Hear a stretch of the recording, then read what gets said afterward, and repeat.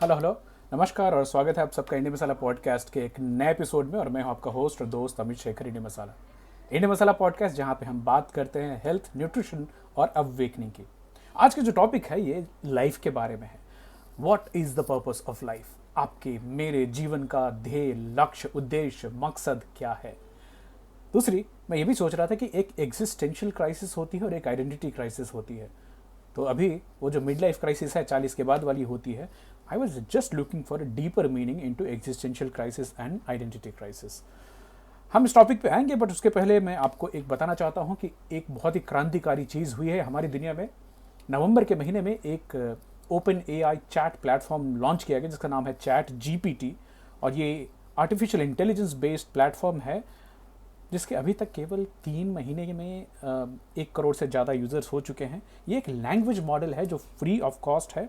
ये क्या क्या कर सकता है? ये कंटेंट क्रिएट कर सकता है। जी हाँ, जो मैं आपसे बातचीत कर रहा हूँ उसकी कंटेंट क्रिएट कर सकता है, लैंग्वेज की ट्रांसलेशन कर सकता है, रिसर्च एंड एनालिसिस कर सकता है, समराइजेशन ऑफ डिफ़िकल्ट टॉपिक्स कर सकता है, चैटबॉट और वर्चुअल असिस्टेंट का काम कर सकता है, क्वेश्चंस के आंसर दे सकता है। चाहे आप किस भी दुनिया में जो भी चीज़ आज तक नॉलेज है, जो भी जानकारी है, जो भी किताब छपे हैं, जो वीडियोज़ हैं, आप किसी भी चीज़ के बारे में इससे सवाल पूछ सकते हैं और सवाल के जवाब केवल कुछ सेकंड के अंदर में आते हैं। साथ के साथ ये ऑटोमेटेड कस्टमर सर्विस में हेल्प कर सकता है। हालांकि ये केवल डेवलपिंग है और चैट जीपीटी आपको फ़ोन पे, आपको लैपटॉप पे मिल जाती है।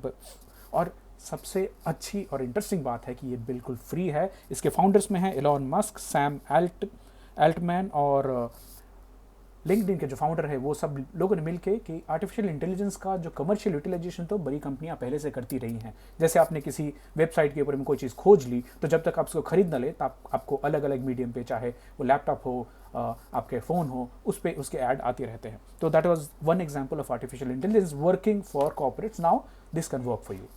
माइक्रोसॉफ्ट ने केवल 2 दिन पहले $10 बिलियन की इन्वेस्टमेंट की बात करी है चैट जीपीटी में, क्योंकि ये एक बहुत बड़ा थ्रेट बन के उभर रहा है गूगल के सर्च इंजन प्लेटफॉर्म को। गॉड नोज आगे क्या होने वाला है। फिलहाल तो चैट जीपीटी लिख सकता है, नॉवेल्स लिख सकता है सेकेंडों में, नाटक, कथाएं लिख सकता है, किताबें लिख सकता है, रिसर्च पेपर लिख सकता है, कितनी चीज़ें, पोएम लिखवा लीजिए, शायरी लिखवा लीजिए, आप जो लिखवा लीजिए 10 सेकंड में आपके सामने हाजिर होती है। आप सोचें और वो आपके लिए वो करके रख देगा। यहाँ तक इसने ट्विटर का कोड भी लिख दिया जो कि ट्विटर पे काम करता है, नॉवेल लिख दिया। बहुत बड़े राइटर ने बोला कि मेरे जो 2 किताबें हैं उसकी तीसरी किताब कौन सी होगी और क्या मेरे स्टाइल में लिख सकते हो, उसने वो लिख के सामने रख दिया। फिल्मों के स्क्रिप्ट लिख दिया है। अभी बहुत सारे लेखक आ रहे हैं, बोल रहे हैं कि पहले जो मैंने अपनी आर्टिकल आप सबसे शेयर करी थी वो मैंने नहीं, चैट जीपीटी ने लिखी थी। यहाँ तक कि इकोनॉमिक टाइम्स ने पूछा चैट जीपीटी को कि 2023 का भारत का बजट क्या होगा, तो वो भी बजट जीपीटी ने लिख के दे दिया है। और मैं बहुत सरप्राइज नहीं होऊंगा कि उसमें से 80 से 90% तक चीज़ें बिल्कुल कॉमन निकल के आएँ। तो ये जो पावर है ये इतनी पावरफुल है, इतनी कमाल की है कि क्या बताऊं आपको कि मेरे वर्कशॉप में जो करता हूँ, मैं जो ट्रेनिंग के प्रोग्राम करता हूँ, मैंने उसके बारे में सर्च किया, इमीडिएटली मुझे बहुत सारे रिलेवेंट कंटेंट मिल गए।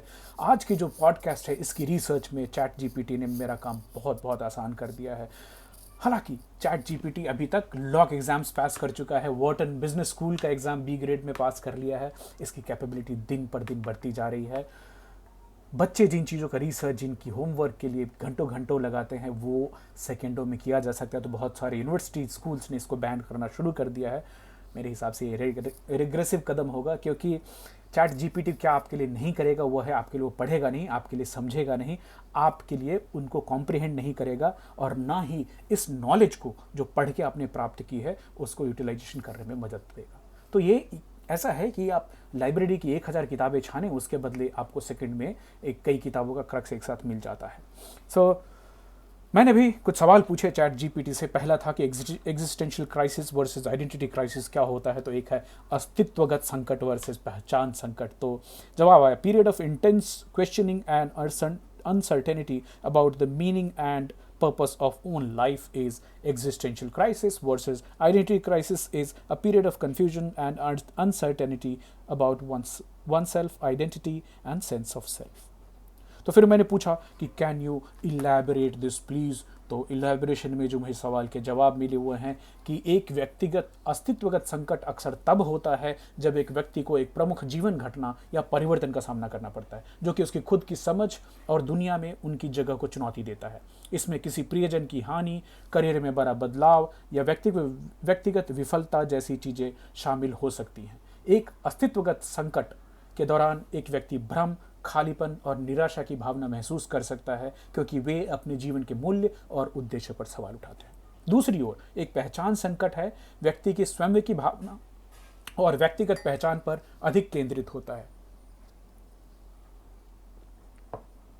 यह जीवन के किसी भी समय हो सकता है, लेकिन किशोरावस्था और युवा व्यस्कता के दौरान अधिक आम है, जब लोग अभी भी यह पता लगा रहे हैं कि वे कौन हैं और जीवन से क्या चाहते हैं। पहचान संकट के दौरान एक व्यक्ति अपने मूल्यों, विश्वासों और लक्ष्यों के बारे में अनिश्चित महसूस कर सकता है और भ्रम, अनिश्चितता और आत्मसंदेह की भावनाओं का अनुभव कर सकता है।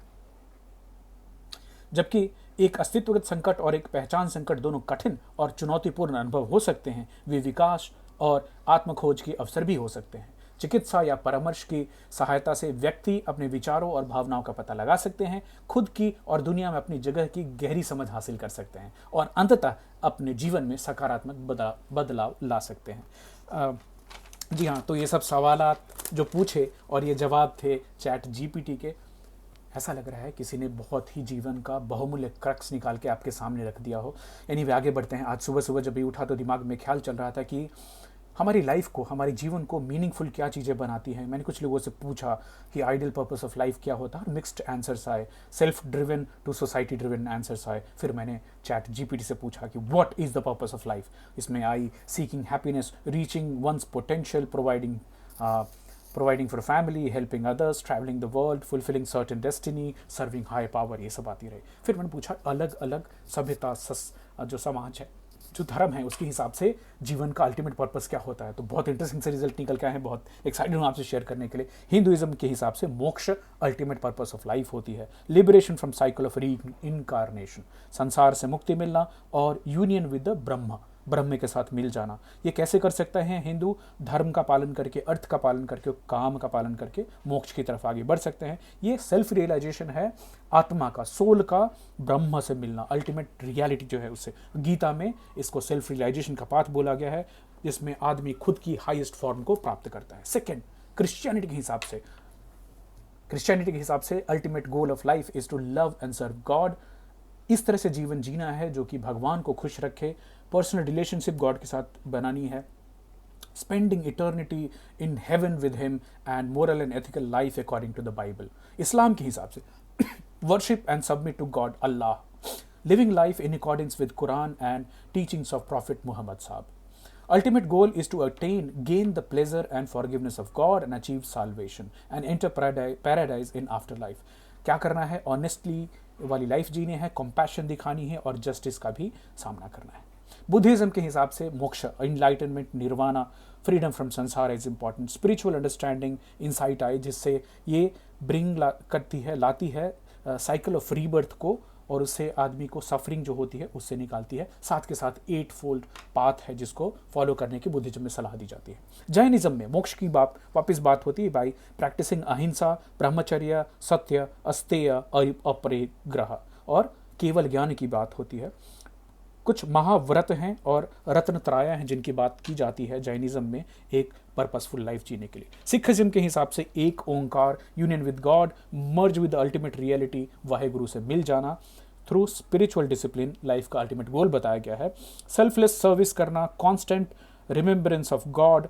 5 के बहुत बहुत इंपॉर्टेंट है, केश, कंगा, करा, कचेरा और कृपान, सिखिज्म के हिसाब से। वहीं जुडाइज्म, जो जीवी लोग होते हैं, उनके हिसाब से serving God and fulfilling the commandments of the तोरा, जो उनकी ज्यूइश होली बुक है, उसकी बात की गई है। वन गॉड की कॉन्सेप्ट है, सबात की कॉन्सेप्ट है, गुड डीड्स करना, एक्ट्स ऑफ काइंडनेस करना, अल्टीमेट पर्पस ऑफ लाइफ बताया गया है। मोक्ष जो है वो कॉमन देखा है मैंने 3 रिलीजन्स में, जो कि इंडियन रिलीजन्स हैं, चाहे वो हिंदुइज्म हो, बुद्धिज्म हो, जैनिज्म हो। बट फिर मैंने चैट जीपीटी से पूछा कि दुनिया में irrespective of the countries, the religion, the ethnicity, are there some common themes which are coming as the purpose of life? So सबसे पहले नंबर पे जो सर्च में निकल के आई है, search for meaning and fulfilment. तो शायद सुबह में ये जो सवाल उठा ना कि लाइफ का पर्पस क्या होता है, तो search for meaning and fulfilness is number 1। Number 2, desire of happiness and wellbeing. Happiness खुद की, वेलबींग खुद की, आपके जो परिवार है उसके आजू बाजू दोस्त हैं उनकी। तीसरा, connecting and building relationship is the ultimate goal of life. Number 4 पे, contribute to something greater than self. It could be to the society, it could be to God. किसी से कनेक्ट करना, अपने से ऊपर से कनेक्ट करना।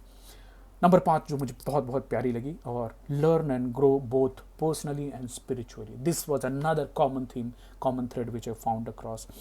इसमें आदमी करते क्या है, सीख करते हैं सेल्फ नॉलेज को, सेल्फ को अंडरस्टैंड करने की नॉलेज सीख करते हैं, विजडम सीख करते हैं, developing inner strength and resilience. It I found this the most interesting thing कि अगर आदमी रोज नई चीज़ सीखने की प्रवृत्ति लेकर जीवन जिए तो कमाल हो सकता है। Do share your purpose of life. मैंने कुछ सोच समझ के 1-2 लाइन लिखी हैं, सो परफेक्ट नहीं है पर करने की कोशिश करूँगा। But my purpose of life is to live a healthy and happy life, providing for my family, helping community, enjoying each day with positive attitude and solving problems while attempting to learn daily। तो ये है मेरे life का purpose. Existential या फिर identity crisis का वक्त नहीं है, बट ऐसे सेल्फ रिफ्लेक्शन हो रही थी, खुद को जानने समझने की कोशिश हो रही थी, और साथ के साथ चैट जीपीटी के जो एक्यूमेन है उसको भी चेक किया जा रहा था। मैंने इनसे कुछ और डिफ़िकल्ट सवाल भी पूछे। आप भी इसको ज़रूर ट्राई करें। जो चैट लिंक है, जो हमारी पॉडकास्ट लिंक है, जो वीडियो लिंक है, उसमें मैं आप सबसे ज़रूर शेयर करूँगा चैट जीपीटी का लिंक। खुद भी देखें, दूसरों को दिखाएं, बच्चों को भी दिखाएं। ये टेक्नोलॉजी की एकदम अभी के जो लेटेस्ट चीज़ है, डरने की चीज़ नहीं है। हमें इसको एसिमुलेट करना है, हमें इससे सीखना है और जीवन में इसके फ़ायदे उठाने हैं, अदरवाइज़ हम पीछे रह जाएंगे। So enjoy your life, try to find out what is the purpose of your life.